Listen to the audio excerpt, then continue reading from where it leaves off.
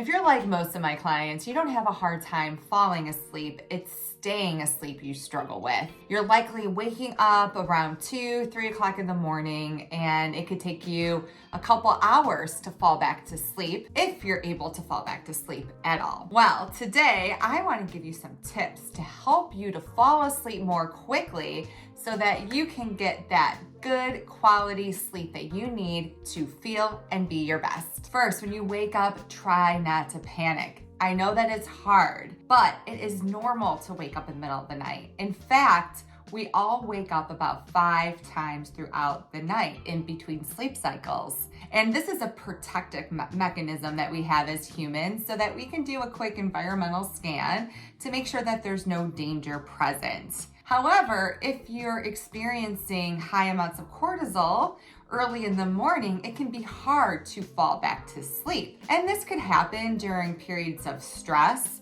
or because of physical dysfunction, which we'll talk about a little bit later. So what I find happens with some of my clients is that they have dealt with a stressful situation in the past. And even though the stress is now behind them, they're still waking up. Well, this could be because they have a negative association with these wake ups, which totally makes sense. And what happens is they start to panic when they wake up. They're like, oh my God, it's 2 o'clock in the morning. I'm not gonna be able to fall back to sleep until 4. I have this big presentation tomorrow. I'm gonna be exhausted and I'm going to bomb it. Well, obviously, that is the wrong thing to do. The reason why we don't want to start to panic is as soon as we start to panic, number one, our brain becomes very active. And in order to fall back to sleep, you need a quiet brain. Also, this triggers the stress response. And our nervous system goes into sympathetic mode, fight or flight. And whenever we're in fight or flight, our bodies think that we're being attacked, that there's danger. So as a result, it will trigger a release of cortisol, the alert hormone, so that we can either flee or fight for our lives. And that's the last thing you want your body to do in the middle of the night when you're trying to sleep. Here is what I want you to do instead. Remind yourself that it's normal, that you are just having a normal wake up, and then think something pleasant. What I usually do is I roll over, I snuggle in with my covers and tell myself how much I love my bed, how much I love sleeping, and that I can't wait to fall back to sleep. And usually within a couple minutes, I'm out like a light. If thinking pleasant thoughts doesn't lull you back to sleep, the next step will be to engage in some breathing exercises. Doing deep breathing is a really easy way to turn your nervous system back into the parasympathetic mode. Whenever we inhale through our nose and exhale through our mouths very, very slowly, the key is that your exhale needs to be longer than your inhale. That tells our body that we are safe. And what happens is our heart rate lowers, our body stops producing cortisol, and we begin to relax. It's like a sedative for your body. A couple quick and easy breathing exercises I like to do is number one, the breathing exercise made popular by Dr. Wheel. It is called the 4-7-8. And what you do is you breathe in through your nose for 4 seconds, hold the breath for 7 seconds, and then exhale for 8 seconds.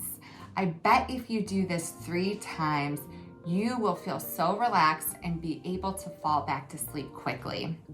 If you want something more simple, just breathe in through your nose and then breathe out through your mouth as slowly and for as long as possible. Do this a few times and that will put you back into rest and digest so that you can fall back to sleep. If after doing all that, you still can't fall back to sleep and you feel especially wired, it could be because your blood sugar tanked. Whenever our blood sugar goes below 70, it triggers the stress response. And our body then produces cortisol, the alert hormone, to bring it back up, and that will wake you up. So what you can try is to eat a small balanced snack. You want to make sure that it contains protein, fat, and complex carbohydrates. A good example would be an apple with some nut butter, some hummus and veggies with a little olive oil sprinkled in, or a small smoothie. If you don't think that low blood sugar is to blame, or you had a snack and you're still not able to fall back to sleep, the next thing I want you to do is to get out of bed. I know it sounds counterproductive, but trust me on this one.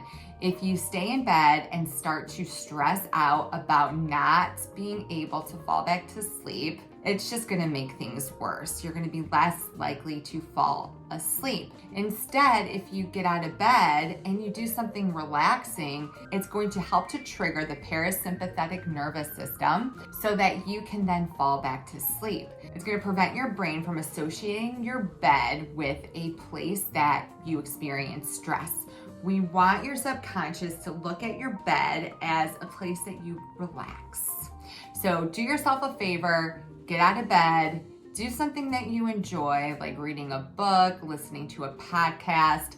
Make sure you sit in a very comfortable space and wait until you feel sleepy again.